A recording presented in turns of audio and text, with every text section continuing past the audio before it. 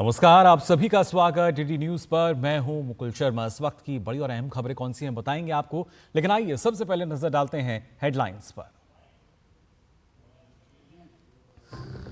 प्रधानमंत्री नरेंद्र मोदी की यूक्रेन यात्रा संपन्न। यूक्रेन रूस के बीच जारी संघर्ष का समाधान निकालने के लिए एक दूसरे से बातचीत की जरूरत पर दिया जोर। कहा, भारत शांति के हर प्रयास में सक्रिय भूमिका निभाने के लिए तैयार।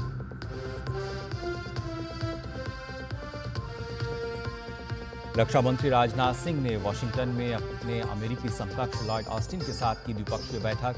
रक्षा सहयोग, औद्योगिक सहयोग, क्षेत्रीय सुरक्षा और अन्य अंतर्राष्ट्रीय मुद्दों पर की व्यापक चर्चा।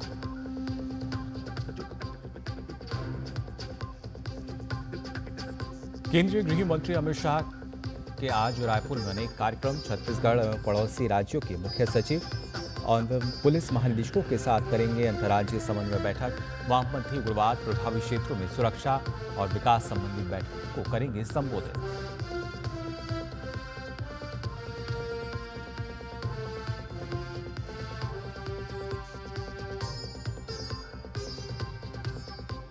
पश्चिमी जर्मनी के सोलिंगन में अज्ञात ने चाकू से किए हमले। घटना में 3 लोगों की मौत, अनेक गंभीर रूप से घायल। वार्षिक उत्सव के दौरान हमलावर ने लोगों को बनाया निशाना। आरोपी की तलाश जारी।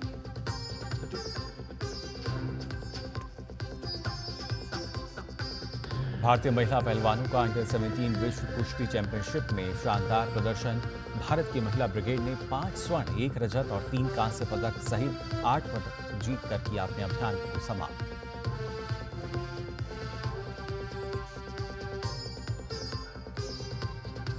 और देश के कई हिस्सों में भारी बारिश की चेतावनी। आज त्रिपुरा, मिजोरम और पश्चिम मध्य प्रदेश में मूसलाधार बारिश की संभावना। राजस्थान में भी मानसून सक्रिय। राष्ट्रीय राजधानी दिल्ली में हो सकती है हल्की बारिश।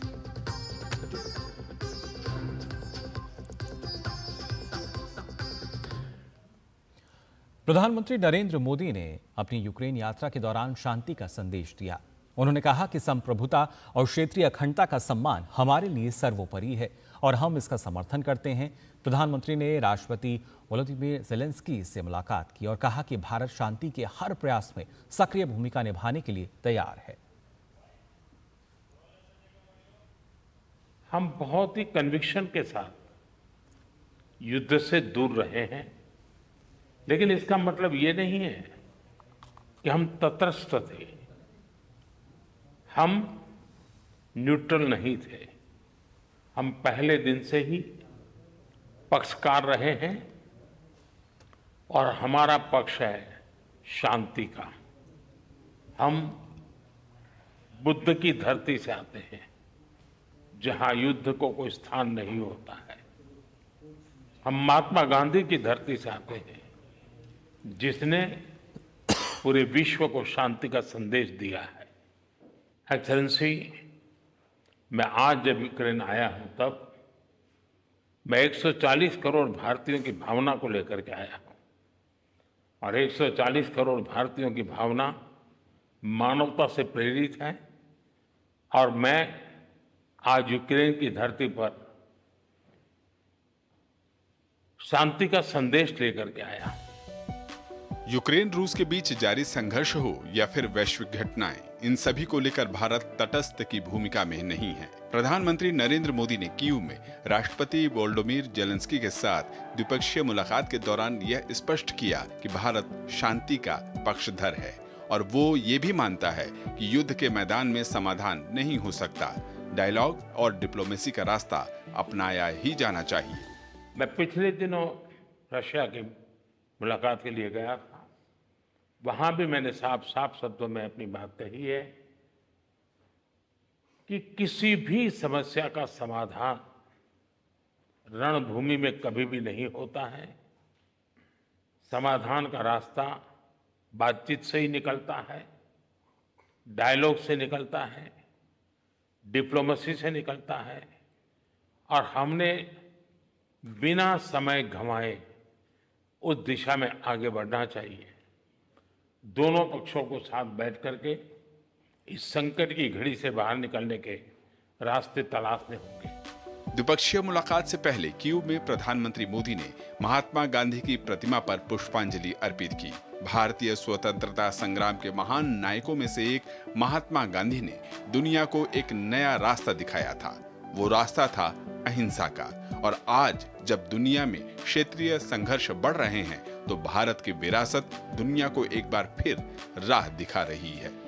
शांति के हर प्रयास में भारत का सक्रिय योगदान रहा है और आप भली भांति जानते हैं कि हमारा अप्रोच पीपल सेंट्रिक रहा है।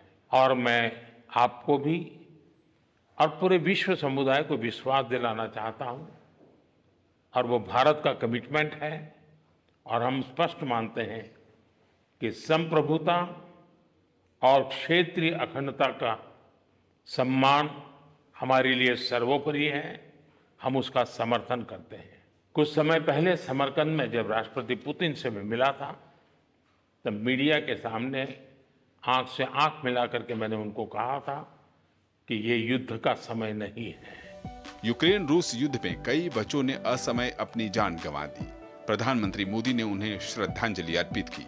कीव में बने इस स्मारक पर यूक्रेन के राष्ट्रपति वोलोदिमीर जेलेंस्की भी प्रधानमंत्री के साथ रहे। भारत ने यूक्रेन को पोर्टेबल हॉस्पिटल भेंट किए। आपात स्थिति में इन्हें आसानी से कहीं भी स्थापित किया जा सकता है। ये प्राथमिक चिकित्सा से लेकर सर्जरी तक की सुविधाओं से लैस हैं। यूक्रेन में पहली बार किसी भी भारतीय प्रधानमंत्री की यात्रा को लेकर राष्ट्रपति वोलोदिमीर जेलेंस्की ने आभार जताया। And this visit happens right on the eve of our Independence Day, and I am grateful to distinguished Prime Minister for he started his visit with paying tribute to the deceased Ukrainian children whose lives were taken by the actions of Russian army, and I am grateful to Mr. Prime Minister for paying this tribute. प्रधानमंत्री नरेंद्र मोदी ने अपनी Ukraine यात्रा में युद्ध का रास्ता छोड़कर संवाद अपनाने की अपील की। वहीं उन्होंने शांति बहाली की ओर हर एक योगदान निभाने की भी बात कही। कीव से अरुण शर्मा के साथ bureau report, DD news. Ukraine यात्रा के दौरान प्रधानमंत्री नरेंद्र मोदी या यूक्रेन के राष्ट्रपति के बीच हुई द्विपक्षीय मुलाकात और प्रतिनिधिमंडल स्तर की वार्ता के दौरान कुल 4 समझौता ज्ञापन पर हस्ताक्षर हुए। प्रधानमंत्री मोदी ने यूक्रेन में रहने वाले ऐसे लोगों से मुलाकात की जो भारतीय संस्कृति भाषा को लेकर अध्ययन कर रहे हैं।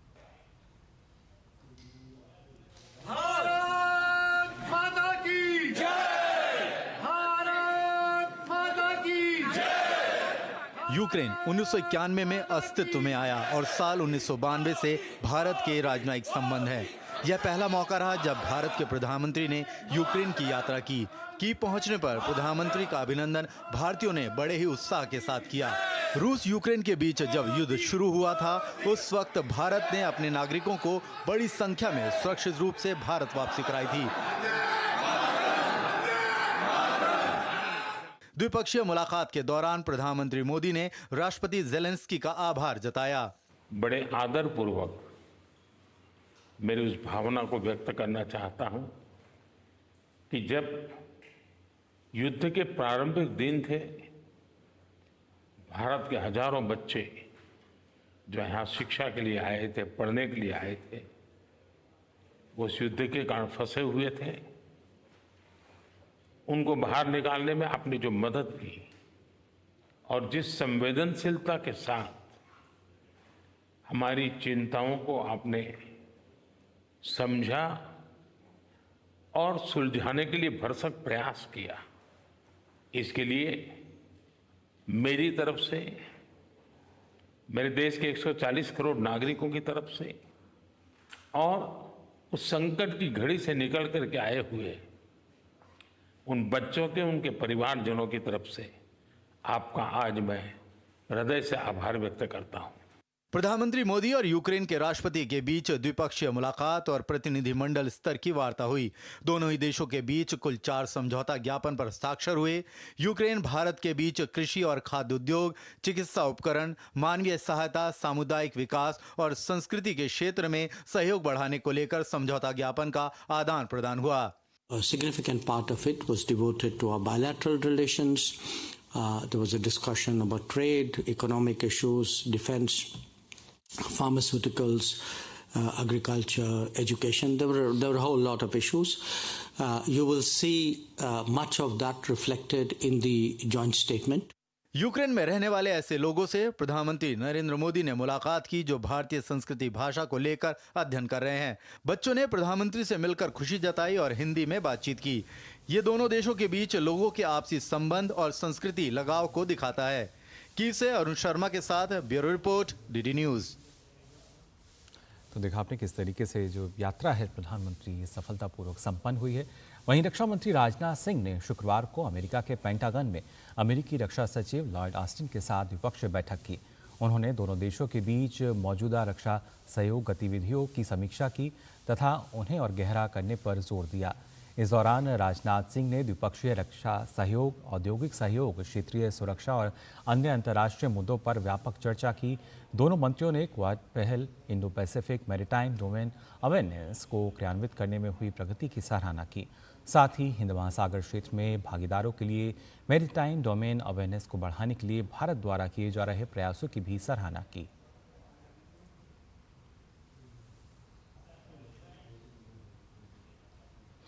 केंद्रीय गृह मंत्री अमित शाह देर रात छत्तीसगढ़ के 3 दिवसीय दौरे के लिए रायपुर पहुंचे। छत्तीसगढ़ के मुख्यमंत्री विष्णुदेव साय ने केंद्रीय गृह मंत्री अमित शाह का एयरपोर्ट पर स्वागत किया। आज केंद्रीय गृह मंत्री अमित शाह महाप्रभु वल्लभाचार्य आश्रम का दौरा करेंगे। इसके साथ ही छत्तीसगढ़ और पड़ोसी राज्यों के मुख्य सचिव और पुलिस महानिदेशक के साथ अंतर्राज्यीय समन्वय बैठक में हिस्सा लेंगे। इन बैठकों के बाद गृह मंत्री छत्तीसगढ़ के उग्रवाद प्रभावित क्षेत्रों में सुरक्षा और विकास संबंधी बैठकें करेंगे। इसके अलावा केंद्रीय गृह मंत्री आज एक प्रेस वार्ता को भी संबोधित करेंगे।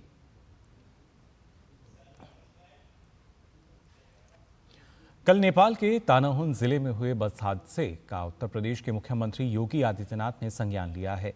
सीएम ने अफसरों को राहत कार्य में तेजी लाने के निर्देश भी दिए। शुक्रवार को हुए इस हादसे में पोखरा से काठमांडू जा रही भारतीय टूरिस्ट बस नदी में गिर गई थी। हादसे में महाराष्ट्र के 27 यात्रियों की मौत हो गई, जबकि 16 लोगों का इलाज काठमांडू के एक अस्पताल में चल रहा है। वहीं एक व्यक्ति लापता है, जिसे रेस्क्यू टीम द्वारा ढूंढने का प्रयास किया जा रहा है। उत्तर प्रदेश सरकार महाराष्ट्र सरकार से भी संपर्क में है। आपको बता दें कि आज दोपहर 2 बजे पोस्टमार्टम के बाद भारतीय टीम को शव सौंपे जाएंगे। मृतकों के शवों को सड़क मार्ग से गोरखपुर एयरपोर्ट पहुंचाया जाएगा, जहां से एयरक्राफ्ट से उन्हें महाराष्ट्र भेजा जाएगा।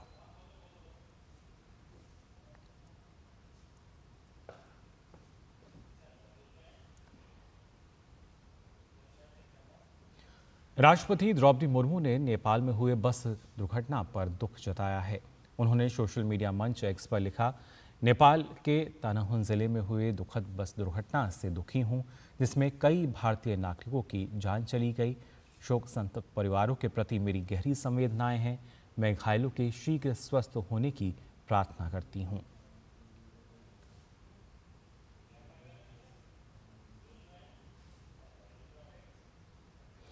साथ ही प्रधानमंत्री नरेंद्र मोदी ने भी इस घटना पर दुख जताया। पीएम मोदी ने सोशल मीडिया प्लेटफॉर्म एक्स पर लिखते हुए कहा कि नेपाल के तानाहुन जिले में सड़क दुर्घटना के कारण लोगों की मौत से दुखी हूं। शोक संतप्त परिवारों के प्रति संवेदनाएं, घायलों के जल्द से जल्द स्वस्थ होने की कामना करता हूं। उन्होंने कहा कि भारतीय दूतावास प्रभावित लोगों को हर संभव सहायता प्रदान कर रहा है। तो खबरों का सिलसिला डीडी न्यूज पर आगे भी जारी रहेगा, लेकिन फिलहाल हम यहाँ रुक रहे हैं छोटे से ब्रेक के लिए, जल्द लौटते हैं। बात जब पीढ़ियों के लिए बनने वाले घर की हो तो जिम्मेदारी बड़ी हो जाती है। गैलेंट समझता है ये जिम्मेदारी। अब डबल एम रिब्स के साथ गैलेंट एडवांस TMT रीबार, निर्माण का रियल हीरो। सुरक्षा की गारंटी हर चीज में जरूरी है, चाहे वो मुश्किल स्टंट हो या अच्छी फसल। इसीलिए ले आइए IIL के ट्रैक्टर ब्रांड का शिनबार, जो देता है सुंडी और ट्रिप से सुरक्षा की गारंटी। इसी जान जो है सारे घर की दुलारी, उसकी सुरक्षा और स्वास्थ्य है हम सब की जिम्मेदारी। 5 साल से कम उम्र के बच्चों को दस्त से बचाने के लिए तैयार है परिवार। रक्षा, रोकथाम और उपचार। रक्षा के लिए 6 महीने तक बच्चे को सिर्फ माँ का दूध पिलाएं।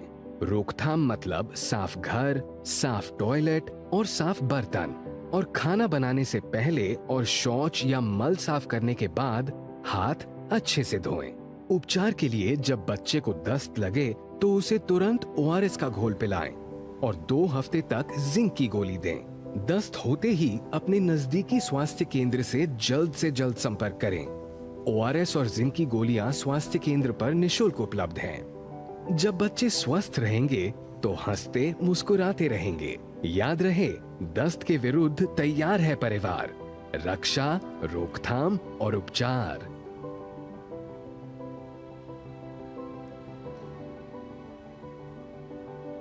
अधिक जानकारी के लिए आशा दीदी से संपर्क करें। स्वास्थ्य एवं परिवार कल्याण मंत्रालय द्वारा जनहित में जारी।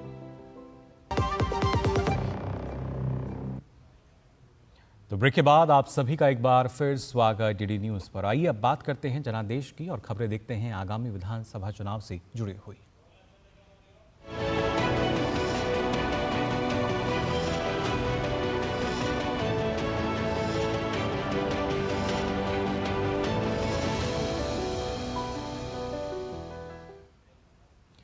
जम्मू कश्मीर में विधानसभा चुनाव को लेकर तैयारियां शुरू हो चुकी हैं। चुनाव आयोग ने रियासी जिले में ईवीएम के रेंडमाइजेशन का काम किया, तो दूसरी ओर रियासी के एक कॉलेज में स्वीप कार्यक्रम के तहत युवा मतदाताओं को चुनाव पर्व में शरीक होने को लेकर जागरूकता अभियान चलाया गया। जम्मू कश्मीर में चुनावी शंखनाद के बीच लोगों में भी राज्य की बेहतरी के लिए चुनाव को लेकर उत्साह दिख रहा है। आइए देखते हैं हमारी एक खास रिपोर्ट।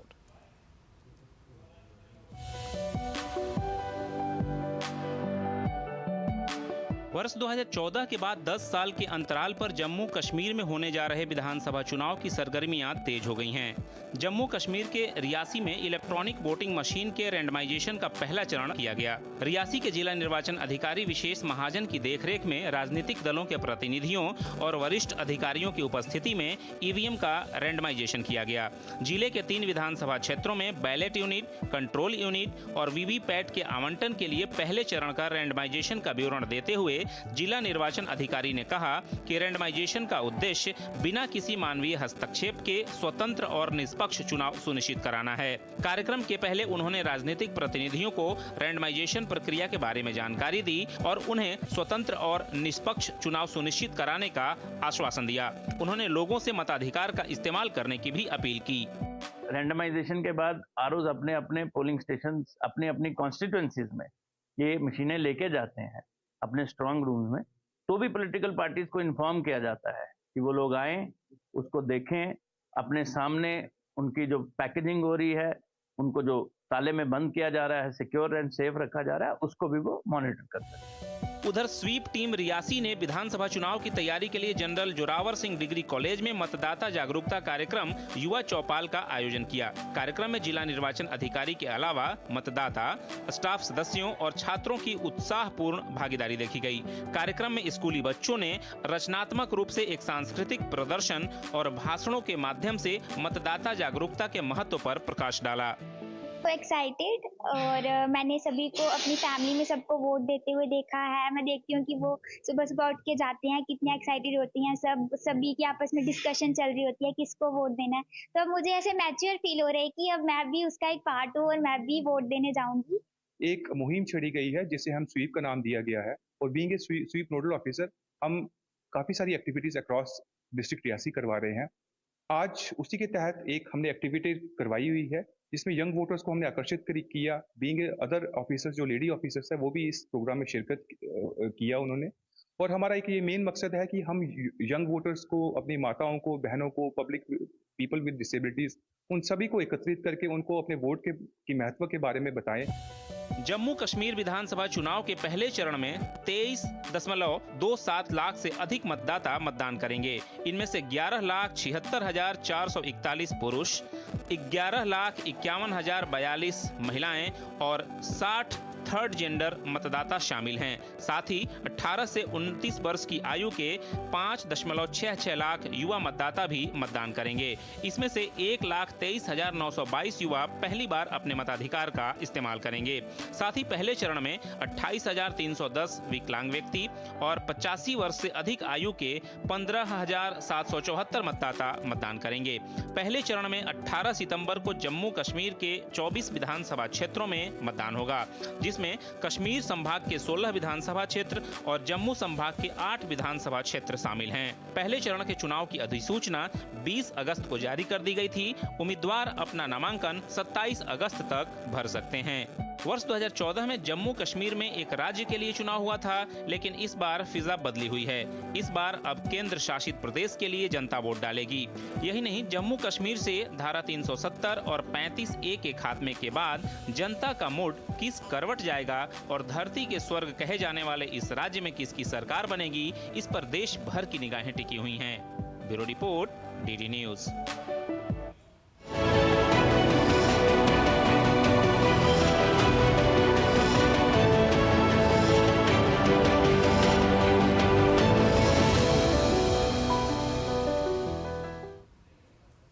तो जम्मू कश्मीर की फिजा बदली हुई है और ये बदलाव है बेहतरी का। लेकिन एक और बदलाव की बात करते हैं। ये बदलाव है मौसम का। दरअसल देश भर में मौसम का मिजाज लगातार बदल रहा है।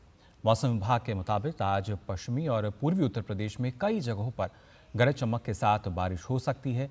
कहीं कहीं भारी बारिश के भी आसार हैं। मौसम विभाग ने 40 जिलों में मूसलाधार बारिश का अलर्ट जारी किया है। इसके अलावा अन्य राज्यों की बात करें तो उत्तराखंड की राजधानी देहरादून, पिथौरागढ़, बागेश्वर, नैनीताल और उधम सिंह नगर जिले में भारी से भारी बारिश होने का अनुमान है। वहीं त्रिपुरा, मिजोरम और पश्चिम मध्य प्रदेश में मूसलाधार बारिश की संभावना है। राजस्थान में भी भारी बारिश के आसार हैं। राजधानी दिल्ली के लिए भी मौसम विभाग ने हल्की बारिश का अनुमान जताया है। वहीं मुंबई में भी आज भारी बारिश के आसार हैं।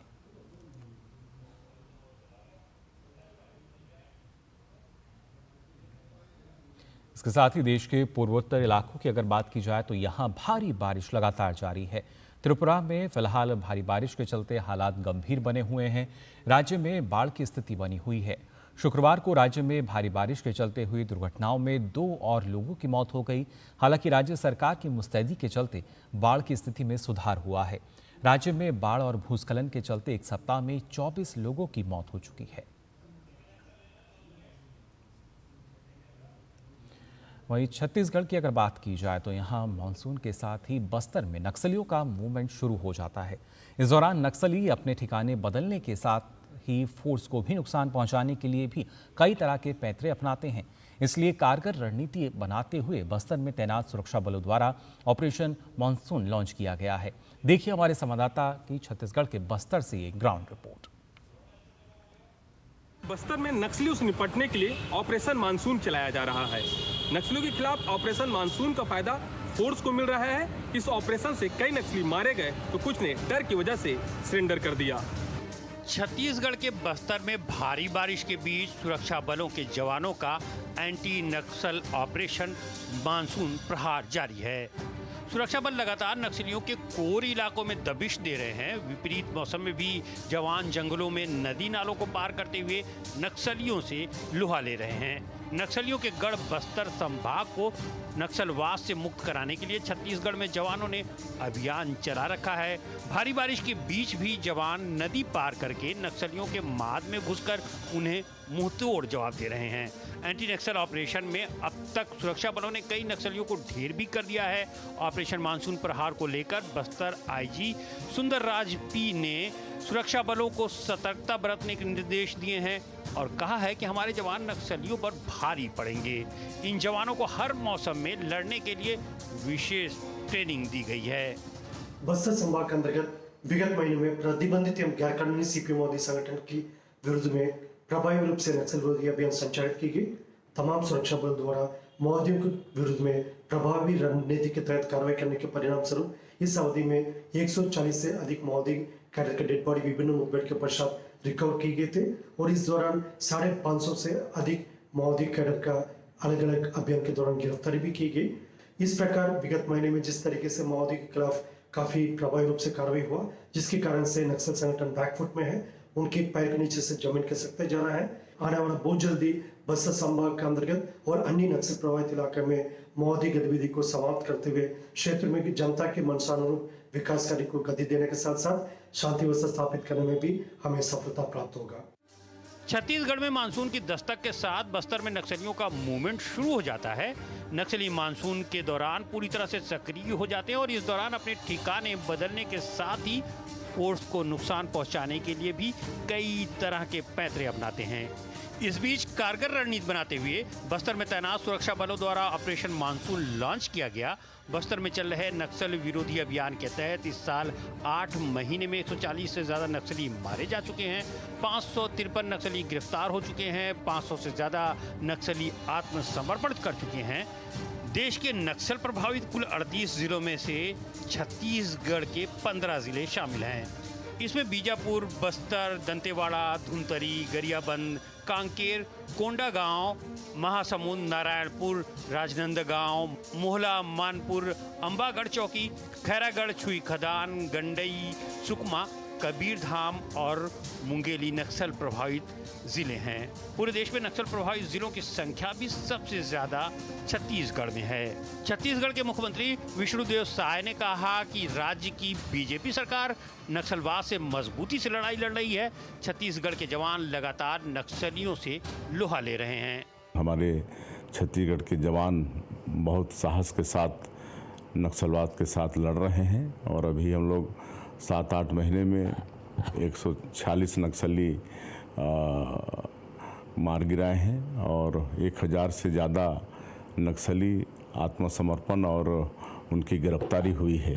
और हम लोग लगातार प्रयास कर रहे हैं कि नक्सली आत्मसमर्पण करें ताकि उनको विकास की मुख्यधारा से जोड़ पाएं।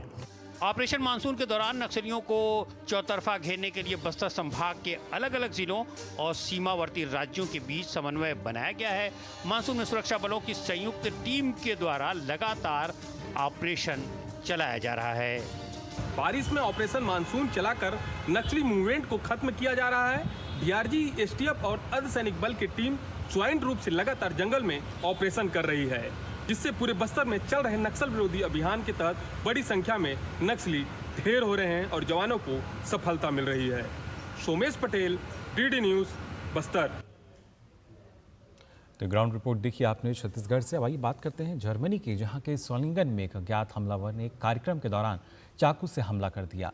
इसमें कम से कम 3 लोगों की मौत हो गई और कई अन्य घायल बताए जा रहे हैं।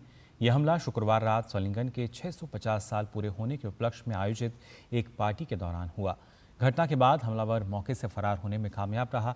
वहीं सूचना मिलते ही मौके पर पहुंची पुलिस ने घायलों को अस्पताल पहुंचाया और लोगों से इलाके को खाली करने को कहा।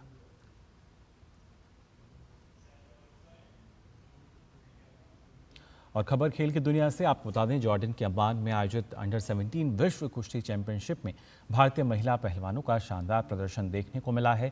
भारत की महिला पहलवानों ने इस प्रतियोगिता में 5 स्वर्ण, 1 रजत और 2 कांस्य पदक सहित कुल 8 पदक जीतकर अपने अभियान को समाप्त किया है। पहलवान काजल ने भारत को 5वां स्वर्ण पदक दिलाया।